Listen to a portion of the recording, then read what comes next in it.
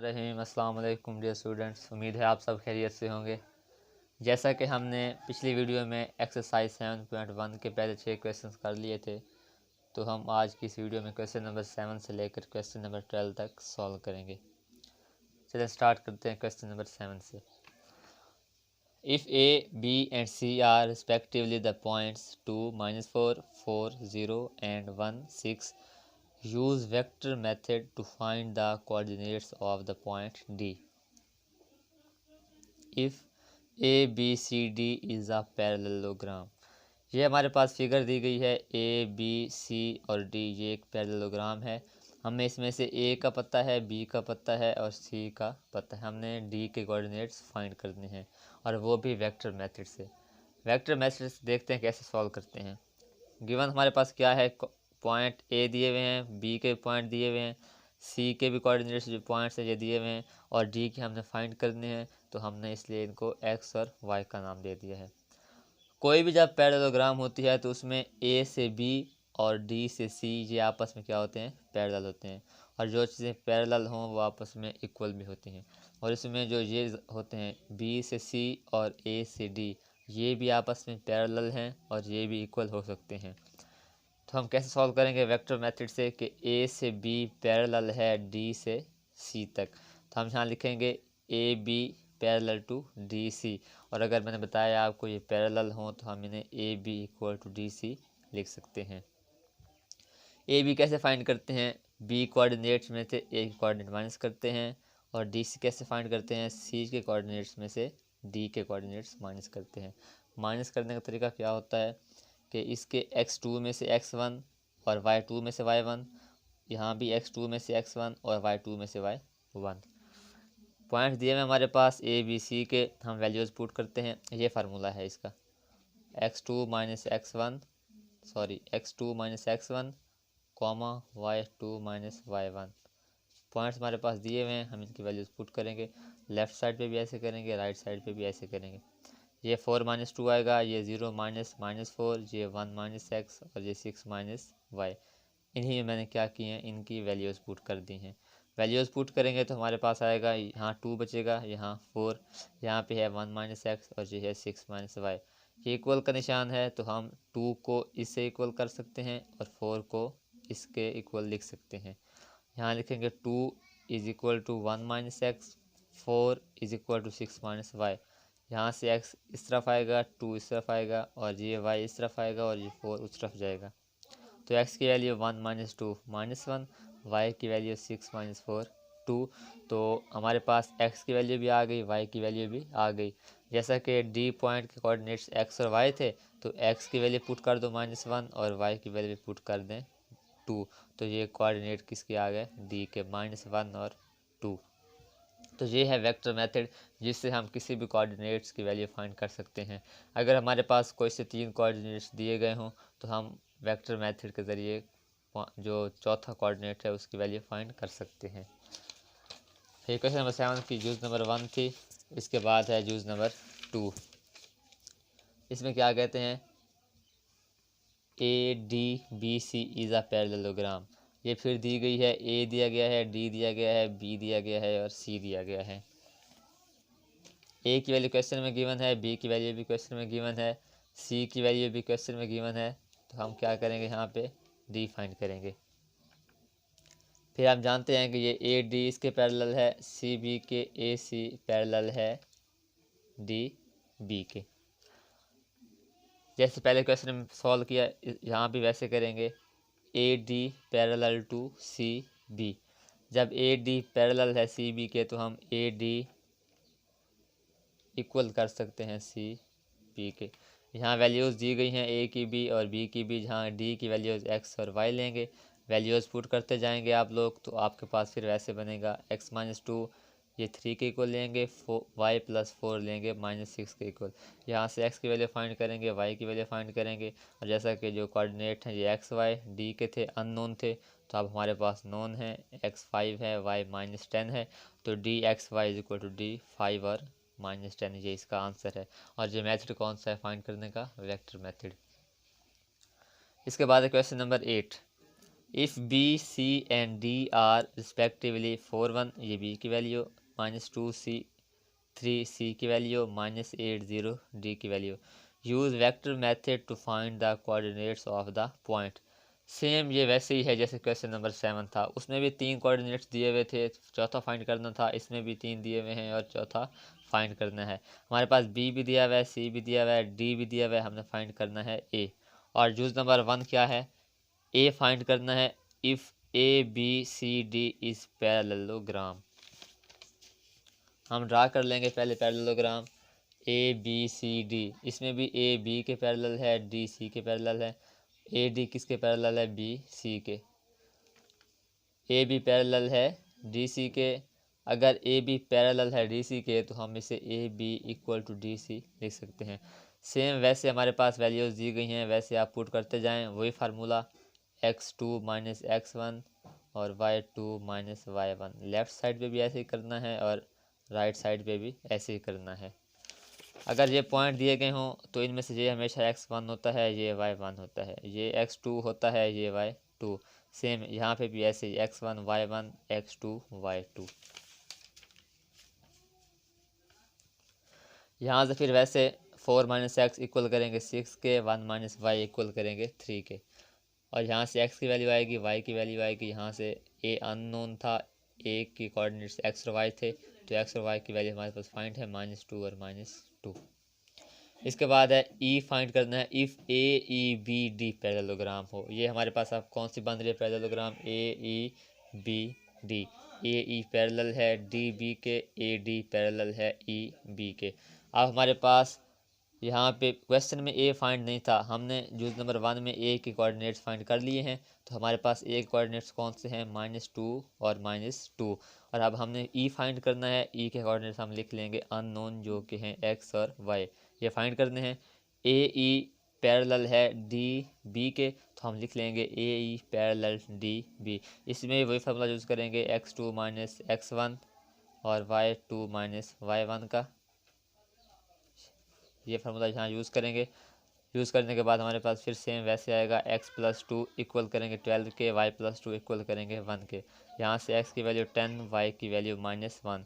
तो x और y आ गए हमारे पास, और यही e के कोऑर्डिनेट्स थे। x और y अननोन थे। अब e की वैल्यू 10 और -1 हो जाएगी। इसके बाद देखते हैं क्वेश्चन नंबर 9।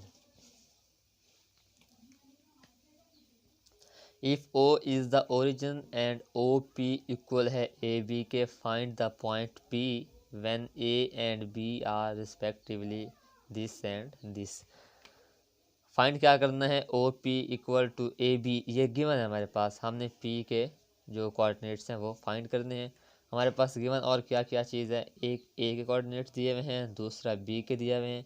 और हम ये जानते हैं कि हमेशा जो ओरिजिन होता है उसके कोऑर्डिनेट x भी 0 होता है, y भी 0 होता है। 0 0 मीन्स टू से कि हमारे पास 3 पॉइंट्स गिवन है, ए भी गिवन है, बी भी गिवन है और ओरिजिन भी गिवन है। तो हमने क्या करना है, चौथा पॉइंट फाइंड करना है। वेक्टर मेथड के ज़रिए हम दोबारा जैसे पहले क्वेश्चंस किए हैं इनको भी वैसे सॉल्व कर लेंगे। कैसे, ये गिवन है ओ पी इक्वल है ए बी के, ओ पी इक्वल है ए बी के। वैसे यहाँ फार्मूला पुट करें, x2 माइनस x1 का, y2 माइनस y1 का। जब हम इन्हें पुट करेंगे तो हमारे पास वैसे आएगा, x इक्वल आएगा 1+3 के, y इक्वल आएगा -7 के। यहाँ से x की वैल्यू 4 आएगी, y की वैल्यू -7 आएगी। और पॉइंट P अननोन था और हमने इसे क्या किया था, लेट सपोज कि P x और y है। तो x और y की वैल्यूज़ पुट करेंगे 4 और -7, तो ये पॉइंट P हमारे पास आंसर आ जाएगा 4 और -7। इसके बाद है क्वेश्चन नंबर 10। कहते हैं, use vectors to show that A B C D is a parallelogram when the points A B C and D are respectively 0 0 a 0 b c and b minus a, c। अब हमने find क्या करना है कि ये जो इन 4 point से जो फिगर बनती है वो एक पैरेललोग्राम बनती है। पॉइंट ए भी दिया हुआ है, पॉइंट बी भी दिया हुआ है, पॉइंट सी भी दिया हुआ है और पॉइंट डी भी दिया हुआ है। गिवन क्या है, ये चारों पॉइंट्स हमारे पास गिवन है, इनकी वैल्यूज़ हमें पता है। अब हम क्या करेंगे, इसका सॉल्यूशन निकालेंगे। लेट्स सपोज ये एक पैरेललोग्राम है A B C D. Now A B C D will be parallelogram if A B equal हो डी सी के और ए डी इक्वल हो बी सी के। यही एक कानून है पैरेललोग्राम फाइंड करने का कि इसकी दोनों साइड आमने सामने वाली पैरेलल होती हैं और बराबर होती हैं, और ये दोनों साइड्स भी पैरेलल होती हैं और बराबर होती हैं। हमारे पास चारों पॉइंट गिवन हैं। अगर हम ये फाइंड कर लें कि ए बी इक्वल है डी सी के और ए डी इक्वल है बी सी के, देन ये प्रूव हो जाएगा कि जो फिगर बनती है इन 4 पॉइंट से वो एक पैरेललोग्राम है। फर्स्ट हम फाइंड करते हैं A B equal to D C. सबसे पहले ए बी फाइंड करते हैं। ए बी का वही formula x2 minus x1 y2 minus y1। एक पॉइंट्स भी दिए हुए, बी के भी दिए हुए। ए माइनस 0 0 माइनस 0, आंसर आएगा ए और 0। इसके बाद A B equal D C है ना, तो हम डी सी फाइंड करेंगे। B minus A C minus C. ये डी और सी के में जो पॉइंट्स गिवन हैं उनकी मदद से ये लिख रहा हूँ इस फार्मूले में पुट करके। तो यहाँ से ये b minus B cancel, plus a और 0, यहाँ से a और 0 आएगा।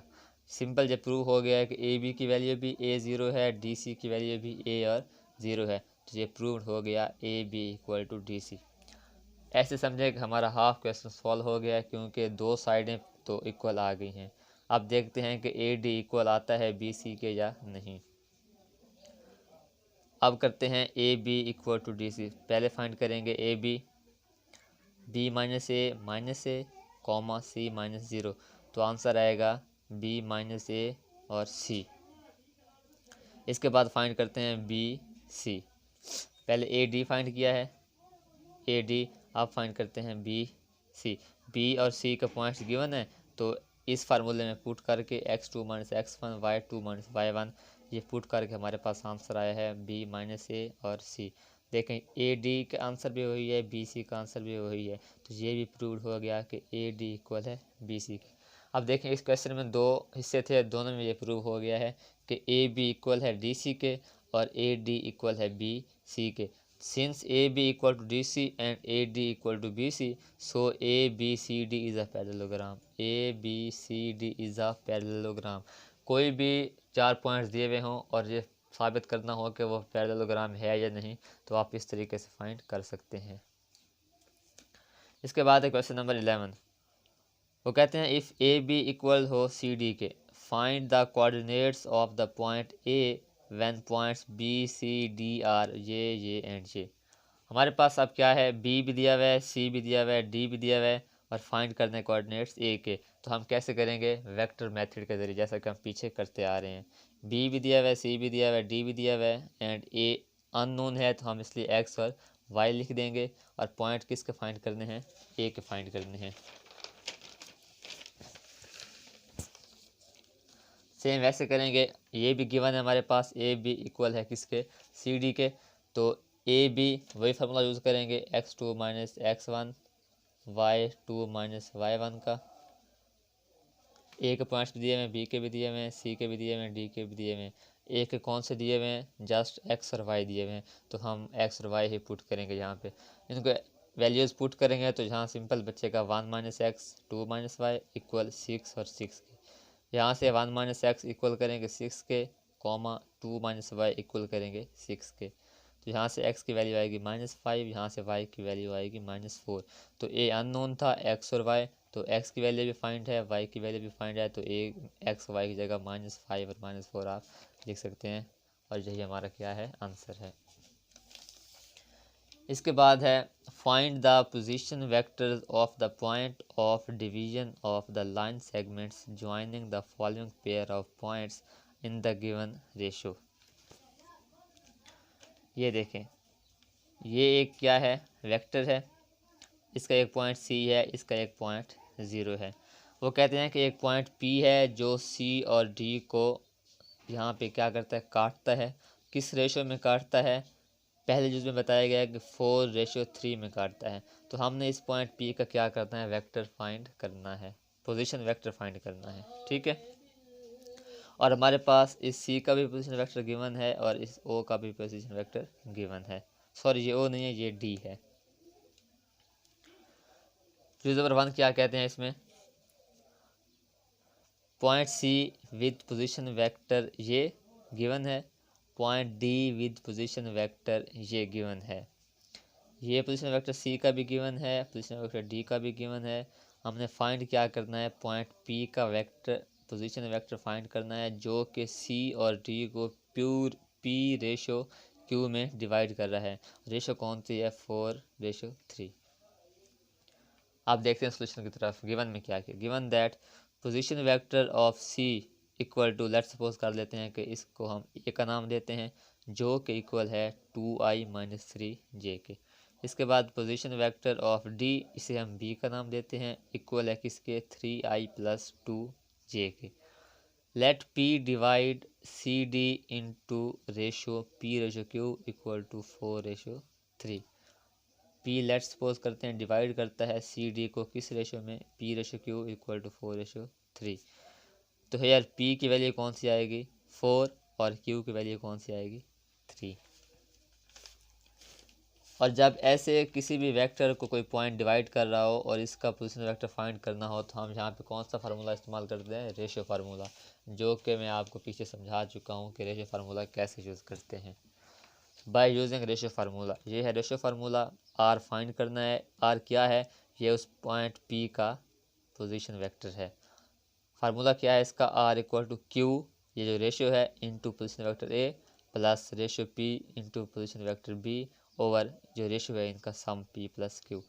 क्यू की वैल्यू हमारे पास 3 है, जो ए है पोजीशन वेक्टर ये भी दिया हुआ है, ये पुट कर दें यहाँ पे, +4 इंटू पोजीशन वेक्टर बी जो है ये पुट कर दें यहाँ पे, ओवर पी प्लस क्यू जो इसकी वैल्यू है 4 + 3 ये आ जाएगी। ऊपर 3 मल्टीप्लाई करें, 3 into 2i 6i - 9j plus 12i plus 8j over 3 + 4 equal to 7। इसके बाद ये आएगा 6i + 12i 18i, 9j plus 8j -j over 7। तो अलग अलग 7 डिवाइड कर दें i पे और j पे, 18/7i - 1/7j। तो ये क्या है, उस पॉइंट P का पोजीशन वेक्टर R है जो कि उस वेक्टर को डिवाइड कर रहा है रेशो 4:3 में। ये इसका क्या है, आंसर है। इसके बाद है यूज नंबर 2, इसमें भी रेशो फार्मूला फाइंड करेंगे।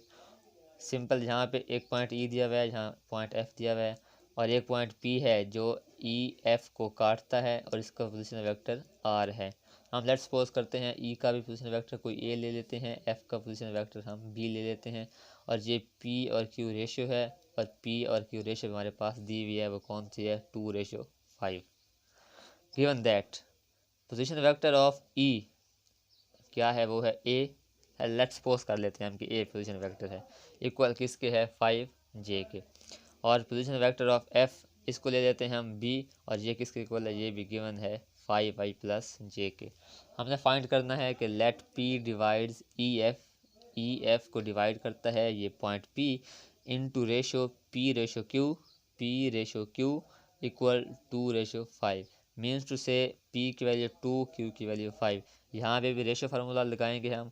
आर रेशो फार्मूला फाइंड करने का क्या तरीका है, P ratio into position vector B plus Q ratio into position vector A over जो रेशो गिवन है P प्लस Q, इनका ऐड कर देंगे हम।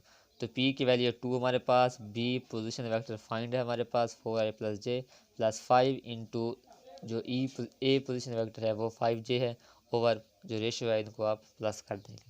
ये मल्टीप्लाई करेंगे, 8i + 2j + 25j ओवर 2 + 5 7।